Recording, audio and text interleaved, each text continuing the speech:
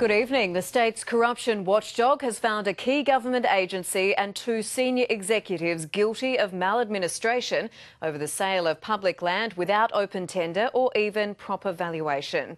And the Independent Commissioner Against Corruption has criticised Treasurer Tom Koutsantonis for behaving badly as he pushed to get the deal done. Tom Koutsantonis has long been regarded as an aggressive politician, but now the state's corruption watchdog has suggested his behaviour went too far while watching over the controversial Gillman land sale by government arm Renewal SA, finding he'd been an impatient minister who'd used profanities as he held meetings with public officers, with claims his foul language even included the use of the C word. Bruce Lander QC warning that such behaviour could have pressured public servants to doing the wrong thing, but in this case didn't. Regardless, the Treasurer copped rebuke from his boss. I've told him that conduct of this sort is unacceptable and below the standards that I accept, and it represents a public reprimand of his conduct. Look, I'm the father of 2 young daughters. This language is inappropriate and I should not be using it, and I will not use it ever again. His apology not accepted by all. It gives a very shocking and ugly insight into the behaviour of the Treasurer of South Australia.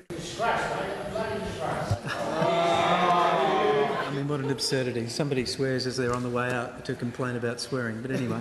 But the ICAC findings into the $100 million sale of government land to a private consortium uncovered far more serious issues. The sale by Renewal SA to the public group completed without public tender or even a proper valuation. Renewal SA, its former CEO Fred Hansen and one-time Chief Operating Officer Michael Buchan, all deemed guilty of maladministration. And in the case of the agency and Hansen, it had resulted in substantial mismanagement of public resources. Lander has found that there has been maladministration with this important contract. We're going to be working through the findings and the recommendations. The Treasurer and Premier cleared of any wrongdoing despite pushing for the deal. The ICAC also finding no one's conduct had been criminal. And Rory McLaren is live in the studio. Now, Rory, the government's standing by the end result of the Gillman deal, just not how it was done.